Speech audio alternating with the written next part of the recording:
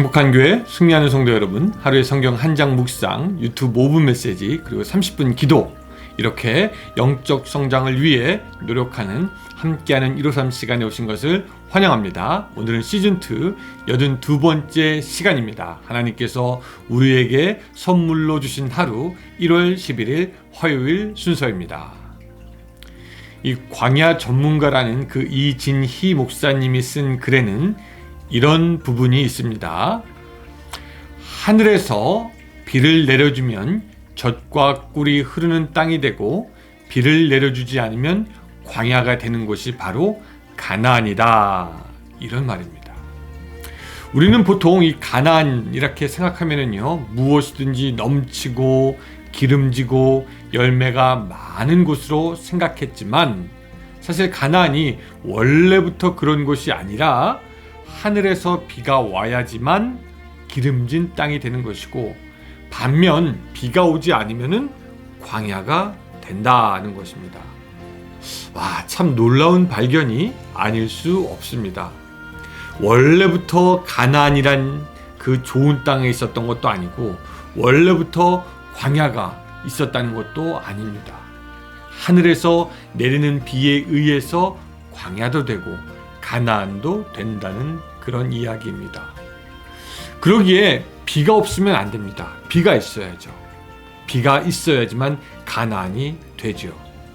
우리의 인생도 어쩌면은 처음부터 가나안 없을 수도 있고요, 처음부터 광야 없을 수도 있고요. 그냥 단지 하나님의 은혜의 비가 있으면 우리의 인생이 가나안도 되고, 은혜가 없으면 결국 광야가 되기도 하는 것 같습니다.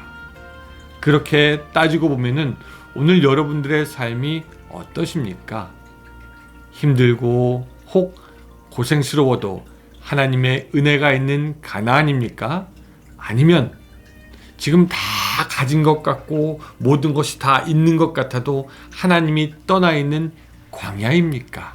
여러분들의 오늘 하루는 가나안, 광야, 그 어디쯤에 서 있으십니까? 네, 오늘 창세기 16장 1절부터 6절 같이 한번 읽어보면서 153 계속하겠습니다. 창세기 16장 1절부터 6절까지입니다. 아브람의 아내 사레는 출산하지 못하였고 그에게 한 여종이 있으니 애굽 사람이요 이름은 하갈이라. 사레가 아브라함에게 이르되 여호와께서 내 출산을 허락하지 아니하셨으니 원하건대 내 여종에게 들어가라. 내가 혹 그로 말미암아 자녀를 얻을까 하노라 하매 아브람이 사레의 말을 들으니라. 아브람의 아내 사레가 그 여종 애굽 사람 하갈을 데려다가 그 남편 아브람에게 첩으로 준 때는 아브람이 가나안 땅에 거주한 지 7년 후였더라. 아브람이 하갈과 동침하였더니 하갈이 임신하매 그가 자신의 임신함을 알고 그의 여주인을 멸시한지라. 사레가 아브람에게 이르되 내가 받는 모욕은 당신이 받아야 옳도다. 내가 나의 여종을 당신의 품에 두었거늘 그가 자신의 임신함을 알고 나를 멸시하니 당신과 나 사이에 여호와께서 판단하시기를 원하노라. 아멘.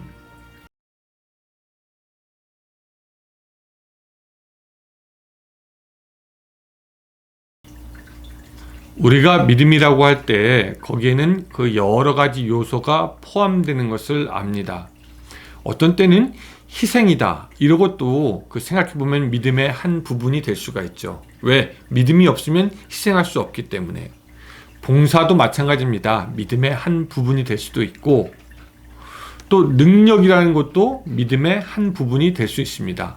믿는 사람에게는 능력도 나타나기 때문이죠. 그렇게 믿음을 구성하는 요소가 여러 가지가 있을 수 있겠지만, 그 믿음을 구성하는 그 가장 중요한 요소는 인내가 아닌가 싶습니다.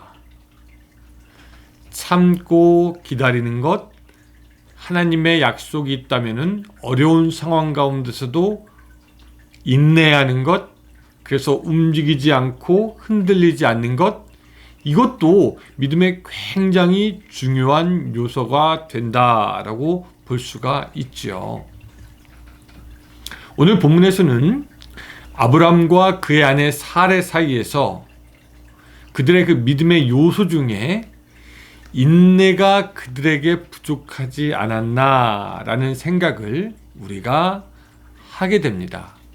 믿음의 조상이었던 아브라함과 그의 아내였지만 어쩌면 그들 가운데 인내가 부족했기 때문에 이러한 일이 나타났다라는 것을 우리가 볼 수 있는데요.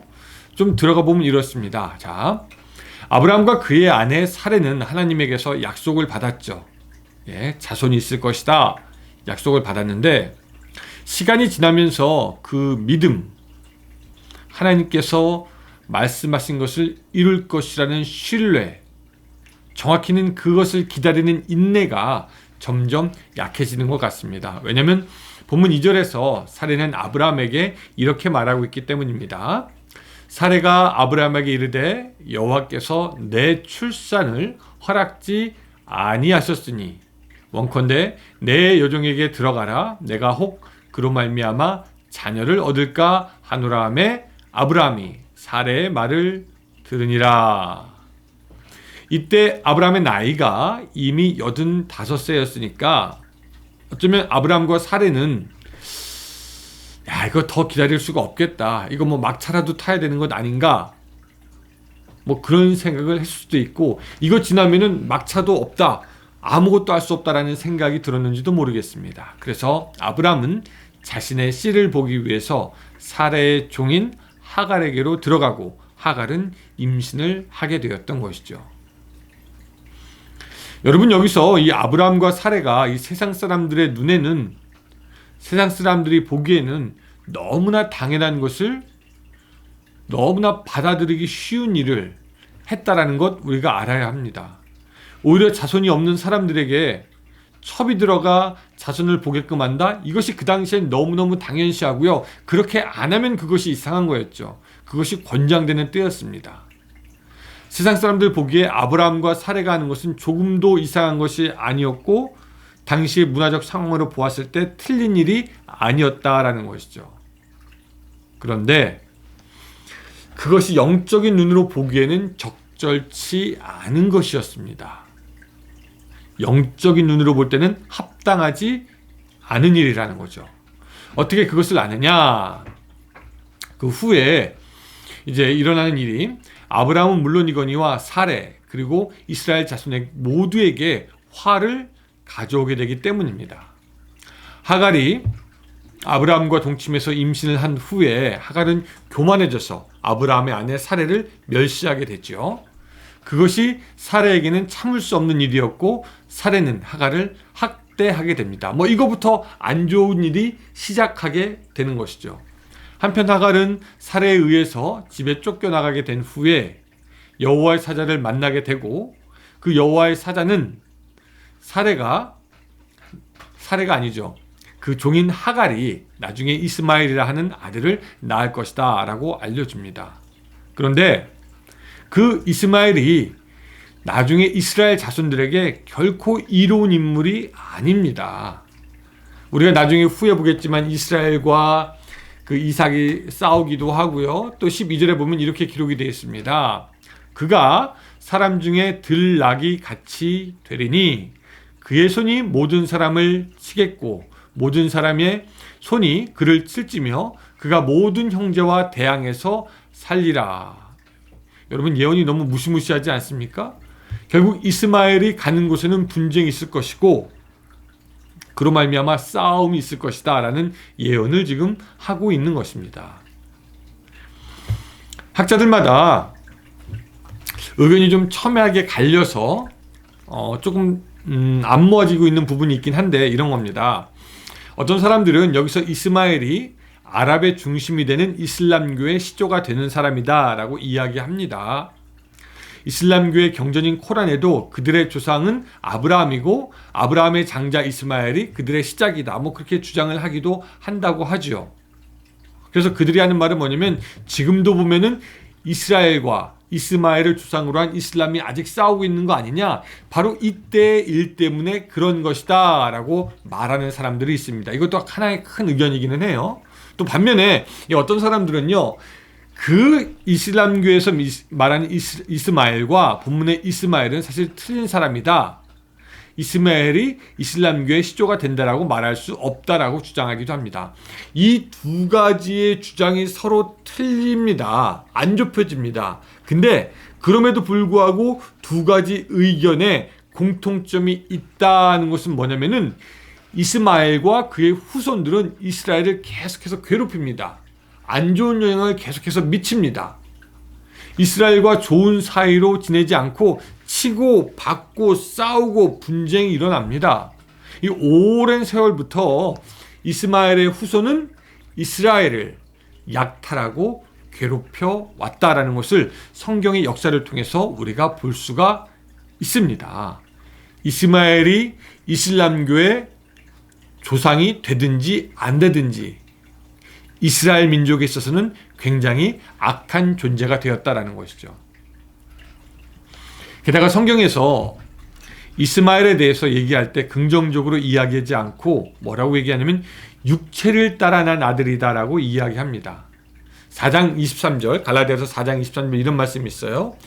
여종에게서 난 아들은 육체를 따라서 낳고 자유를 누리는 여자에게서 난 아들은 약속을 따라 낳았다라고 그렇게 쓰여 있습니다. 자, 그러니 아브라함과 사레가 충분히 인내하는 믿음을 보이지 않은 결과 거기에 육체를 따라 낳은 아들이 생기게 되었고, 그로 말미암아 이스라엘은 어쩌면 지금까지도 괴로움을 당하고 있다, 그렇게 볼 수 있는 것이죠. 자비를 베푸시는 하나님은 아브라함과 사레의 실수인 그 이스마엘, 또 그의 어머니 하갈도 불쌍히 여기지만 아브라함과 사레는 그들의 믿음 없음의 열매, 인내하지 못하는 열매를 감당해야만 하게 되었고, 그 열매는 후손에게까지 악 영향을 미치는 것을 볼 수가 있는 것이죠. 자, 그렇다면 사랑하는 여러분, 여러분들의 믿음, 그리고 그 믿음 안에 있는 인내는 어떻습니까? 아직 보이지 않는 것, 아직 생각이 되어지지 않는 것일지라도 참으면서 여전히 우리 앞서 행하시는 하나님을 신뢰하십니까? 아니면은 당장 내가 무엇을 하지 않으면 안 되니까 하면서 우리의 인간적인 생각과 행동이 먼저 나가십니까? 사랑하는 성도 여러분, 오늘 하루 살아가면서 여러분들이 하나님을 믿기에 그 도우심이 있는 것을 확신하고 참고 인내하면서 살아가는 하루가 되길 바라고, 그로 말미암아 하나님이 주시는 그 귀한 열매를 누리는 삶이 되시기를 주님의 이름으로 축원합니다. 기도하겠습니다. 하나님, 오늘 우리들의 삶이 인내하는 삶이 될 수 있도록 주여 도와주시옵소서. 우리의 믿음은 인내하는 믿음이 될 수 있도록 주여 도와주시옵소서. 주님께서 약속하신 것을 끝까지 이루실 것을 믿고 신뢰하고 확신하여서 흔들리지 않음으로 열매 맺는 우리의 신앙이 될 수 있도록 도와주시옵소서. 예수님의 이름으로 기도드리옵나이다. 아멘. 네, 감사합니다 여러분. 저는 수요일날 하루 쉬고 목요일날 또 여러분들 창세기로 만나 뵙도록 하겠습니다. 여러분 그때까지 승리하시기 바랍니다. 안녕히 계세요.